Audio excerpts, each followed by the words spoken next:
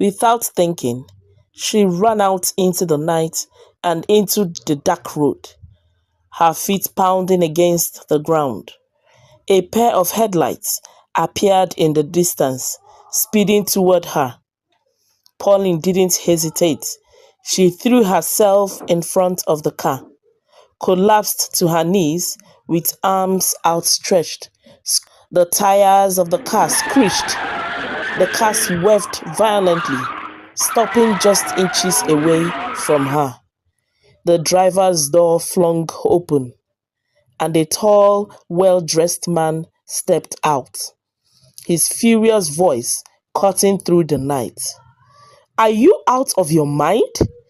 Did village people send you after me to put me in trouble? What is wrong with you?" The sound of wailing filled the cold night air as Pauline Eze clutched her younger brother Zion close.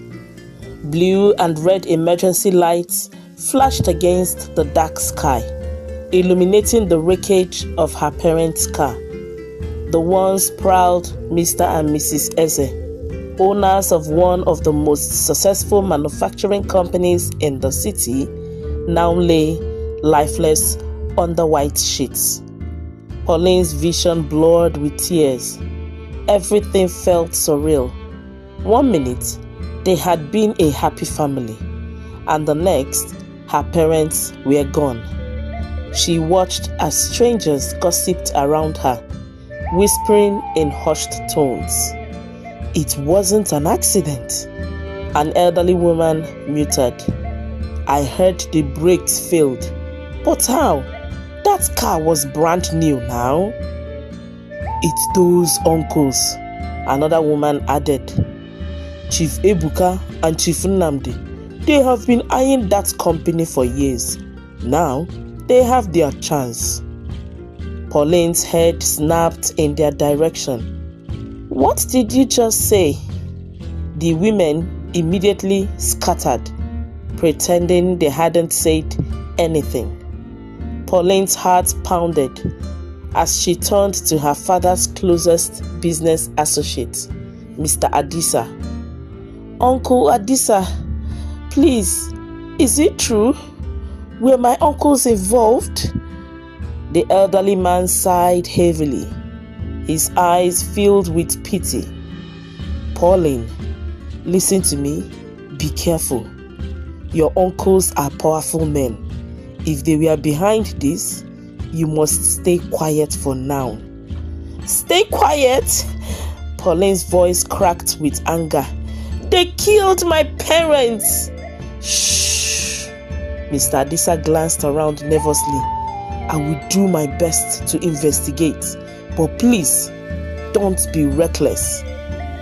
Pauline felt helpless. Zion, just 15 years old, was sobbing beside her. She knelt and hugged him.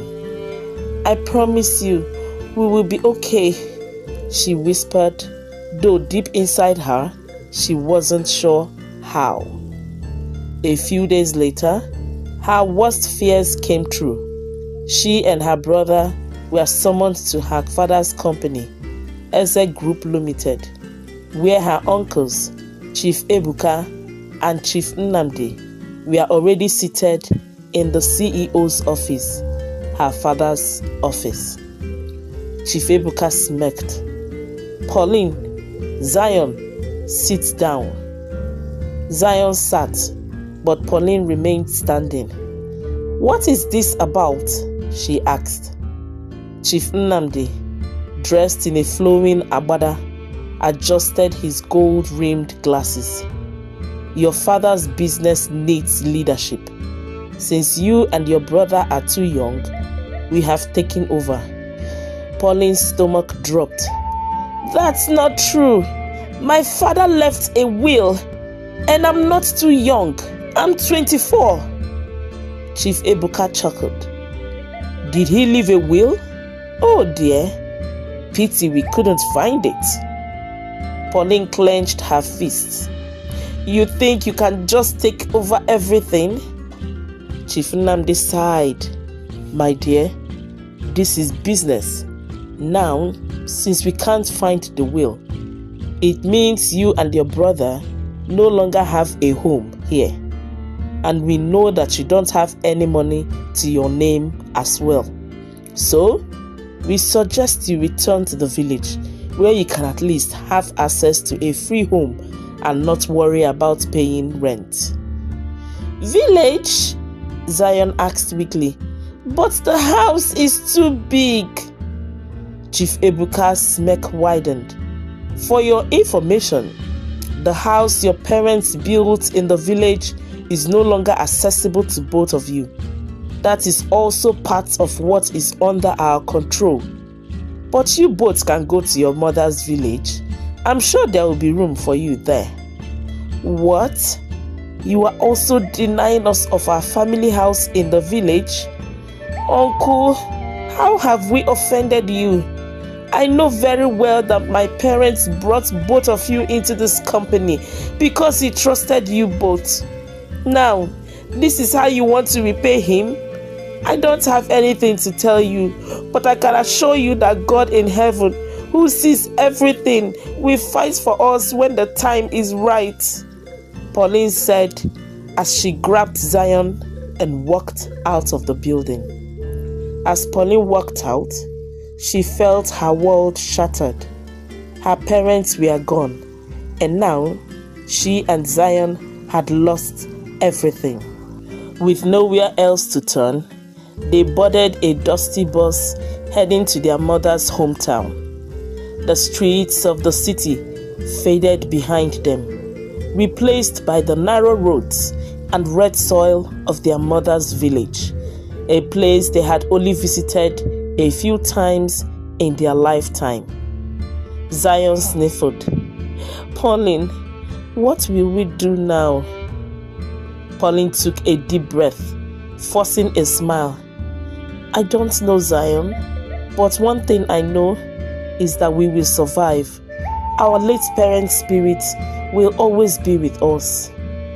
Little did Pauline know that survival would be much harder than she imagined. The village was nothing like the bustling city Pauline and Zion had grown up in. The roads were dusty, the houses were small, and there were no flashy cars or shopping malls. Instead, goats roamed freely, women carried basins of water on their heads, and the loud crows of roosters became their new alarm clocks.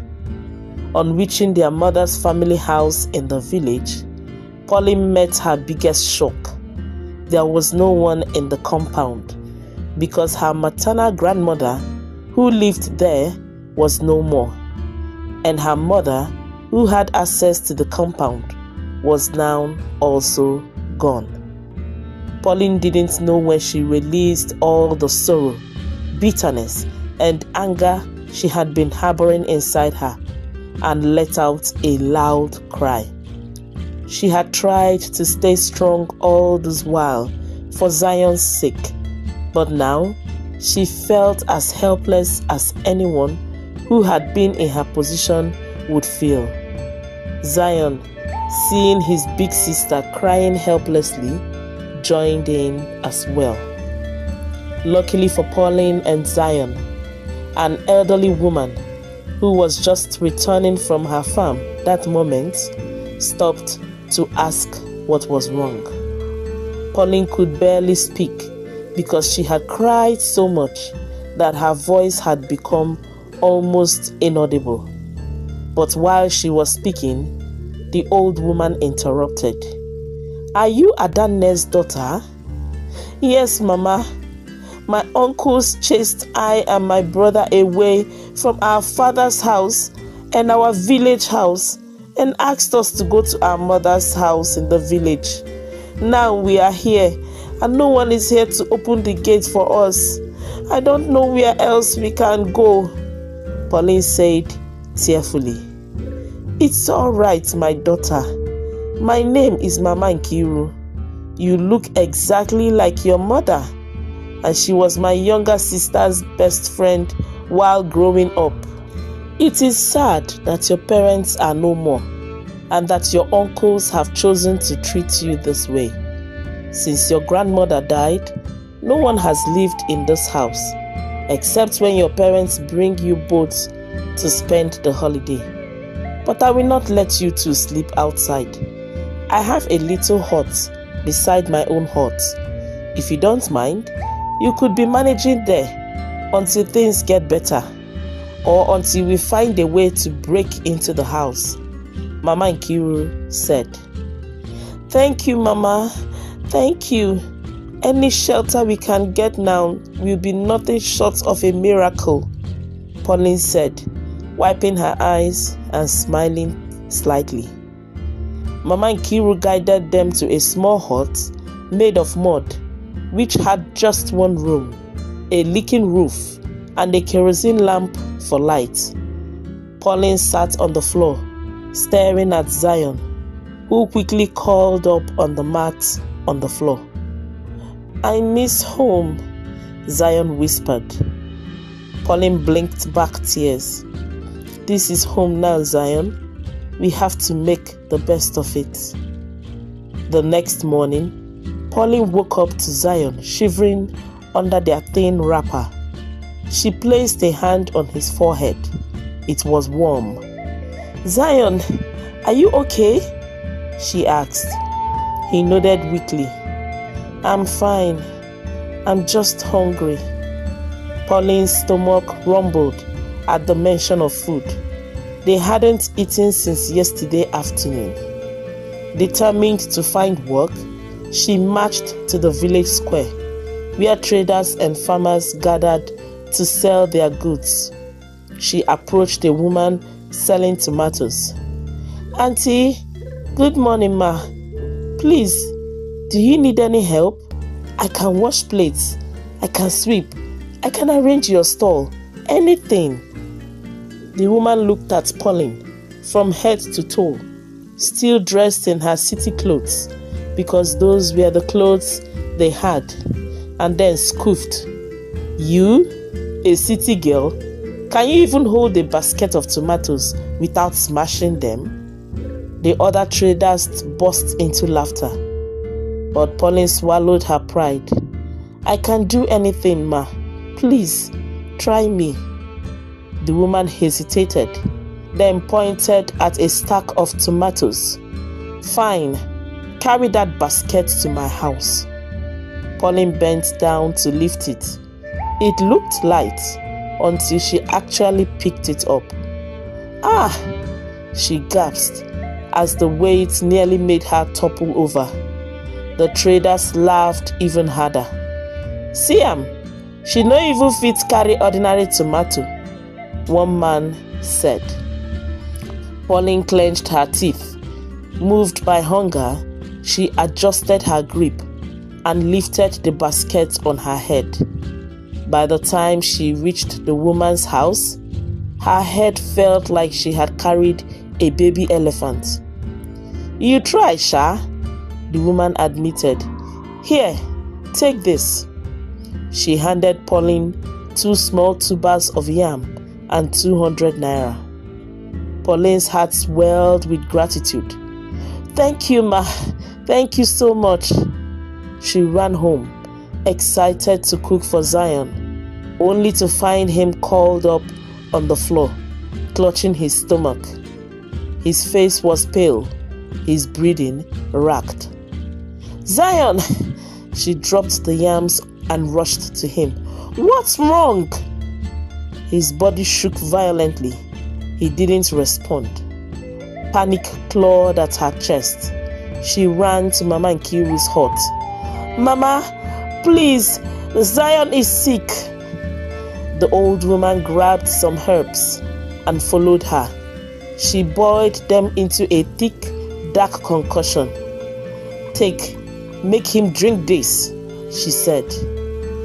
Pauline held Zion's head and pressed the wooden cup to his lips. He groaned but drank. Hours passed. His fever only got worse. God, please, Pauline whispered. Don't take Zion too, please. By nightfall, Zion's breathing had become dangerously shallow. Pauline's hands trembled as she felt his pulse, weak and faint. Desperation gripped her. The herbal remedies weren't working. Without thinking, she ran out into the night and into the dark road, her feet pounding against the ground. A pair of headlights appeared in the distance, speeding toward her. Pauline didn't hesitate. She threw herself in front of the car, collapsed to her knees with arms outstretched, screaming for help. The tires of the car screeched. The car swerved violently, stopping just inches away from her. The driver's door flung open, and a tall, well-dressed man stepped out, his furious voice cutting through the night. "Are you out of your mind? Did village people send you after me to put me in trouble? What is wrong with you?" But Pauline didn't care. She stood up, sobbing. "Please, help me. My brother is dying." "Your brother? How do I know you are saying the truth? This could be a setup for all I care," the man said in frustration. He had no patience for drama, but as he stepped closer and saw the desperation in her eyes, something in his heart shifted. "Where is he?" he asked. Pauline grabbed his hand. "Follow me, please." The night air was thick with dust and the distant sounds of crickets, but all Pauline could hear was the frantic pounding of her own heart. She sprinted ahead of the man toward the tiny mud house where Zion lay motionless. "He's inside. Please, help me," she cried, nearly tripping over her own feet. The man, John Duru, a wealthy businessman and Lagos socialite, grumbled under his breath. This was the last thing he had expected when he set out for a short trip to the village for an event. First, a crazy woman jumps in front of his car. Now, he's playing doctor, he thought to himself. But something about the desperation in Pauline's voice nagged at him. As soon as they entered the dimly lit room, the stench of herbs and sickness filled John's nostrils. He wrinkled his nose. "What in God's name is..." Pauline ignored him and rushed to Zion's side. "Zion, wake up. Help is here."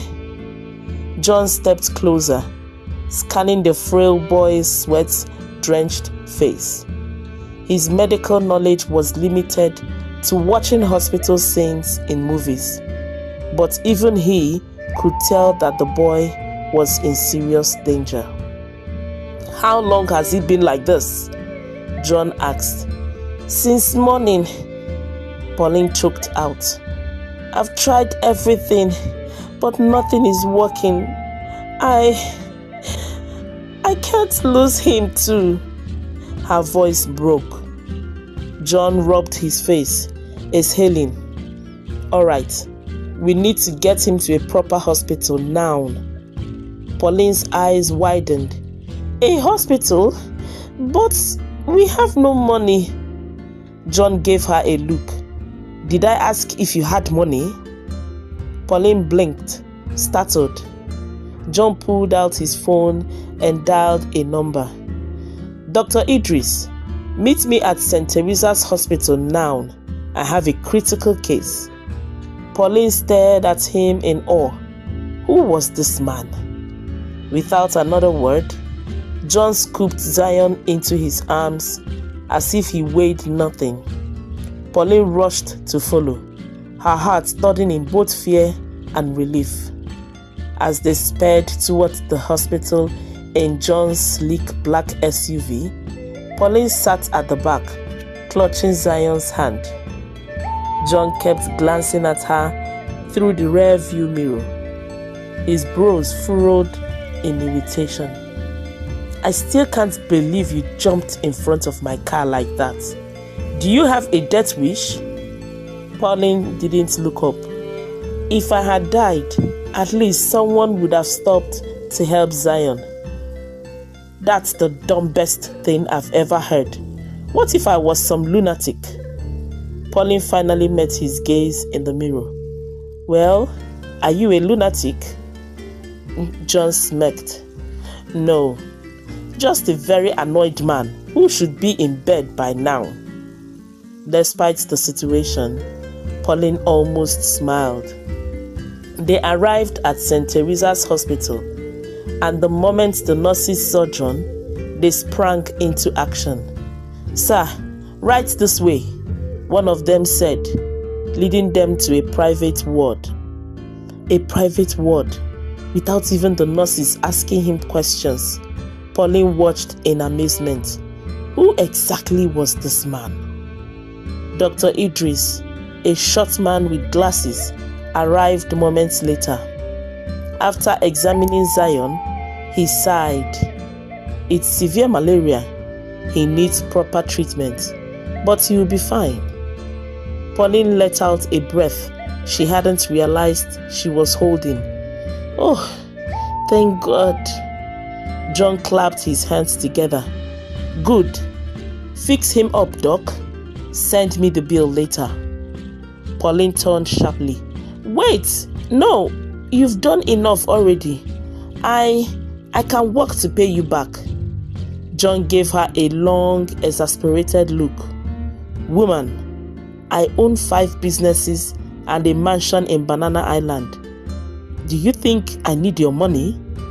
Pauline opened her mouth, then closed it.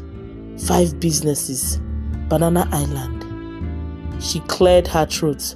Well, I could at least cook for you, sir. John snorted. I have a chef too, and unless you cook better than a 5-star restaurant, I think I'll pass. Pauline folded her arms. You don't even know if I can cook. Can you? John said, raising an eyebrow. Pauline hesitated. That's not the point. But John chuckled, shaking his head. Then don't speak about it again. Just take care of your brother. Maybe we'll talk about repaying me when I'm ready. For the first time in weeks, Pauline felt like she wasn't alone. But who was this arrogant man that commanded such respect? She thought. Pauline sat by Zion's hospital bed, watching the slow rise and fall of his chest. The room smelled of antiseptic and hope. Hope that he was finally safe. The IV drip beside him beeped rhythmically, a sound that now felt comforting instead of terrifying. John had disappeared after paying the hospital bills, leaving Pauline confused. Did he just help and walk away? She wondered. Just then, the door swung open and John strolled in, holding 2 bags of food. I figured you might be hungry, he said casually, dropping them on the bedside table. Pauline blinked at him. You came back. What? You thought I was one of those rich guys who throws money at a problem and vanishes? Yes. John scoffed. I'm insulted. And by the way, my name is John Duru. I'm Pauline Eze, and my brother is Zion Eze. Thank you for saving his life, Pauline said. John simply nodded and got busy with his phone. Pauline hesitated, then opened one of the bags. The aroma of jollof rice and fried plantain hit her nose. Her stomach growled loudly. John raised an eyebrow. Was that your stomach growling so loudly that I could hear it? That was really aggressive. When last did you eat? Pauline cleared her throat. It's been a while since I had real food. She picked up a spoon and took a bite. Her eyes rolled back. "Oh my God, is this from Yellow Plate?" John nodded. "Only the best." Pauline stuffed another spoonful into her mouth. "I love that place. Back when we lived in our house, my dad used to..." She stopped, swallowing hard. The memories hurt too much. John noticed the shift in her expression. "You do miss them, don't you?" Pauline stared at her plate, suddenly not so hungry. "Every second of every day." "Do you mind telling me about them? And how did you and your brother end up in the village?" John asked. Pauline went on to tell him everything about her parents, the company, and their unfortunate demise that led to her uncles confiscating everything. When she finished, John was silent. "Are you not going to say anything?" John remained silent. "Oh well, I should have just stayed silent then," Pauline said, slightly angry that John didn't react in any way. "I'll be back," he said simply and vanished. What sort of man is this? So I wasted my time sharing my life history with him, and he couldn't even utter a word. I think his wealth got into his head. From now on, I'm just going to mind my business. It seems I talk too much," Pauline said, fuming inside. 2 days later, Zion was surprisingly responding very fast to treatment. The doctor was already talking about discharging them. But John was nowhere in sight. On the 4th day, Zion was discharged from the hospital. And just when Pauline was thinking of how they were going to go back to the village, the private ward door opened, and in stepped John, looking handsome in a black suit and smelling good. "You came back again. I thought you abandoned us," Pauline said with both relief and annoyance. "Listen, I made some calls. Turns out your uncles are running your father's company like it's their personal piggy bank," John said without even exchanging pleasantries. Pauline's head snapped up. "You investigated them?" John shrugged. "I don't like thieves, and I hate injustice." Pauline's chest tightened. No one, not even the people who once called themselves her parents' friends, had lifted a finger to help her. But here was this stranger, a wealthy man with no reason to care, fighting for them. "Why are you doing this?" she asked softly. John leaned back on a chair. "Honestly, I don't know. Maybe I just enjoy annoying corrupt old men." Pauline let out a small laugh. "You are not what I expected." John smirked. "Let me guess. You thought I'll be some arrogant, womanizing billionaire?" Pauline grinned. "I mean, you do have the expensive suit and the unnecessary luxury car." John feigned offense. "Excuse me, that car is very necessary." Pauline laughed, and for the first time since her parents' death, it felt genuine. "By the way, I was informed that Zion will be discharged today. Hope you were all well attended to." "Yes, we didn't lack food for a second. I really must thank you, John. You are a good man," Pauline said, meaning it. Where are you headed to from here?" "We are going back to the village. We have nowhere else to go. If you would do me one last favor of helping us with transportation back to the village, I will forever be grateful." "You are not returning back to that hut. I have a boys' quarter in one of my houses that no one is occupying. You and Zion will stay there for as long as you want. A time will come when you can go back to the village to thank the old woman that helped you with shelter. But for now, we need to shop for some clothes for you and Zion. I will get you a housekeeper and a nanny. They will help with taking care of Zion and with the house, John said. Pauline's eyes widened in disbelief. Just as she was about to thank him profusely, he said, "Meet me in the car downstairs. We have a lot to achieve today. And please, be fast about it." Pauline's brows furrowed. This man may be kind, but he was certainly the most arrogant man she had ever met, she thought to herself as she got Zion dressed and ready to go. The next day, while Pauline and Zion were relaxing in the boys' quarter watching a movie, John arrived. Without exchanging pleasantries, he went straight to the reason he was there. "Your uncles forged documents to seize the company. But if we can prove that they also had something to do with your parents' death, we can take them down completely." Pauline's heart raced. "How do we prove that?" "I have a private investigator. He's digging into their past dealings. But we also need someone on the inside.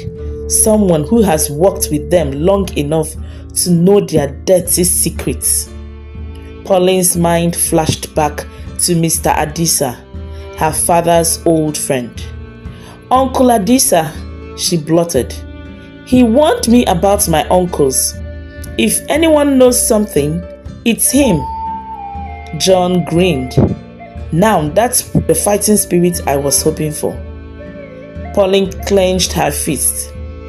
"I'm going to take back everything they stole, not just for me, but for Zion, for my parents."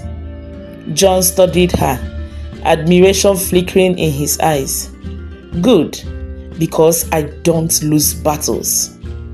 Pauline felt a strange warmth in her chest. For the first time in months, she wasn't just surviving, she was fighting back. And she wasn't fighting alone. John and Pauline sat in his car outside Mr. Adisa's house, a modest bungalow with peeling paint and an old rusted gate. John glanced at Pauline. "Are you sure about this guy?" Pauline nodded. "Mr. Adisa was my father's best friend. If anyone can help us out with vital information, he's the one." John sighed. "All right, but if anything feels off, we are leaving. No arguments." Pauline rolled her eyes. "You are not my bodyguard." John smirked. "No, but I am the guy funding this investigation, so that makes me your very rich and concerned friend." Pauline snorted. "Concerned my foot." They stepped out of the car and knocked on the door. A few moments later, the door creaked open, revealing Mr. Adisa. His eyes widened when he saw Pauline. "My daughter, is this really you?" Pauline smiled. "Yes, uncle, it's me." He pulled her into a warm hug, then stepped back to examine her. "I'm glad you are all right. I have been trying to find you, but didn't know who to ask. Come in, come in." They entered his small living room, which smelled faintly of old newspapers and groundnut soup. John looked around, subtly checking for anything suspicious. "Uncle, I need your help," Pauline said, getting straight to the point. Mr. Adisa sighed and sank into his chair. "I knew this day would come." John raised an eyebrow. "So you do know something?"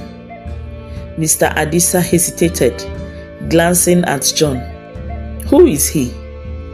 Pauline quickly introduced him. Uncle, John has been helping me and Zion. If not for him, my brother wouldn't have survived. Mr. Adisa studied John for a moment, then nodded. All right, I'll tell you everything.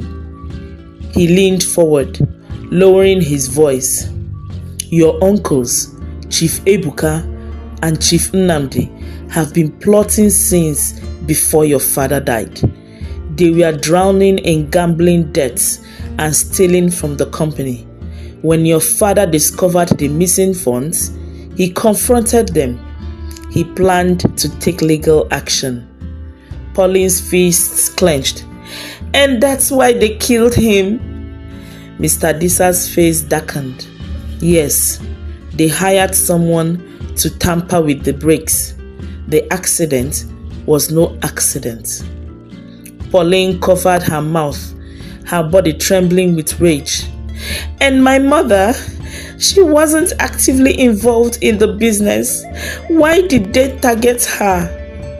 Mr. Adisa sighed heavily.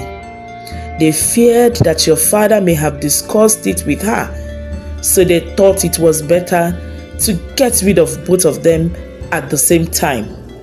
That was why they waited for the day they were heading out together for that very important business dinner.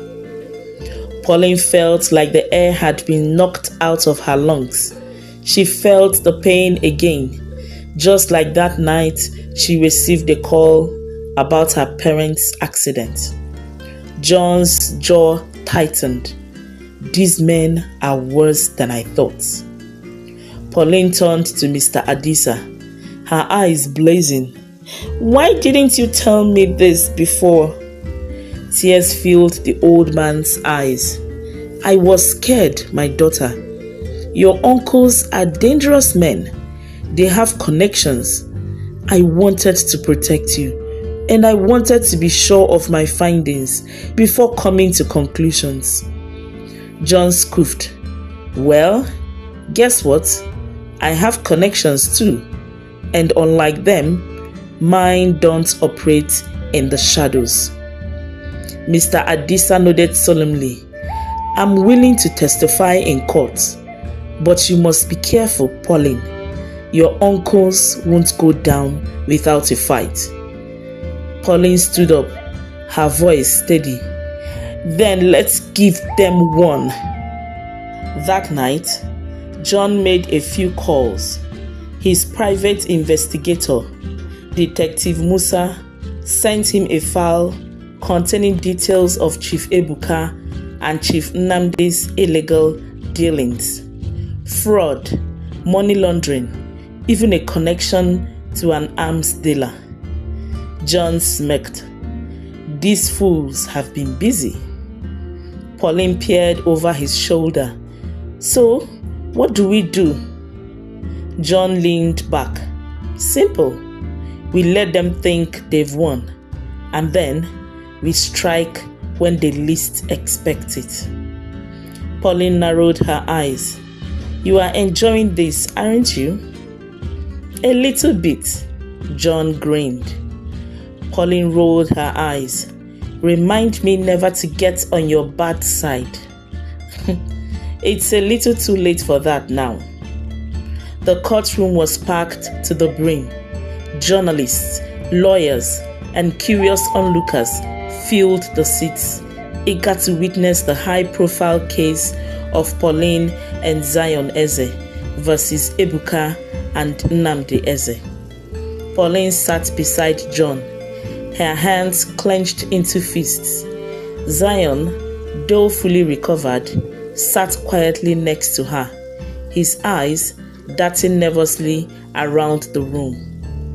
John leaned in. Breathe, Pauline. We've got this. Pauline inhaled deeply, trying to calm her racing heart. She looked up at the judge, a stern-looking woman who already seemed unimpressed by the defense lawyer's long-winded arguments. On the other side of the courtroom, Chief Ebuka and Chief Nnamdi sat smugly in their expensive suits, whispering to their lawyer. Pauline's blood boiled at the sight of them. They killed my parents. They stole everything from us. And now they're sitting there like kings. John must have sensed her anger because he tapped her hand under the table. Relax, he whispered. Let them dig their own graves. And dig they did. Call your next witness, the judge said. Pauline's lawyer, a sharp-witted woman named Barrister Ada, stood up. The prosecution calls Mr. Adisa to the stand. Gasps rippled through the courtroom. Chief Ebuka and Chief Nnamdi's smug expressions vanished. Mr. Adisa, looking both nervous and determined, made his way to the witness stand.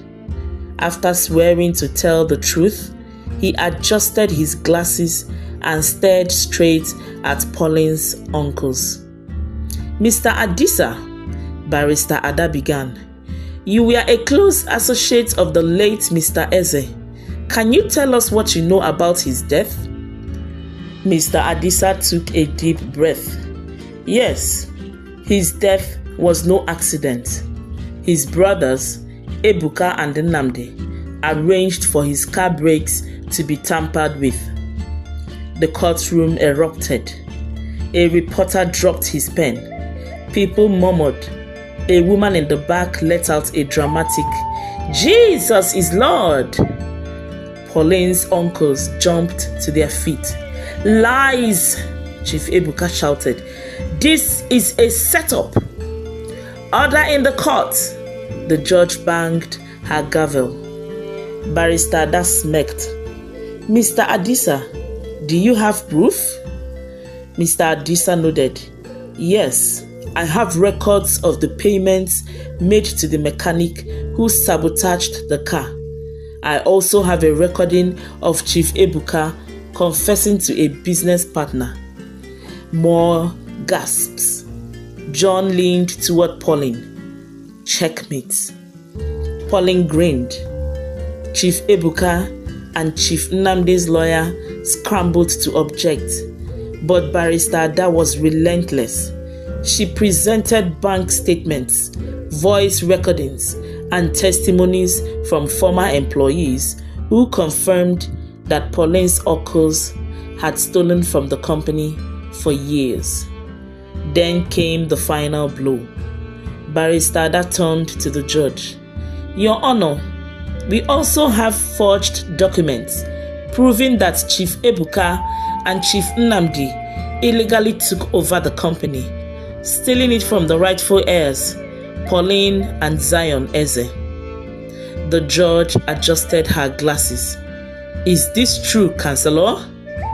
She asked Chief Ebuka and Chief Nnamdi's lawyer. The man sweated profusely.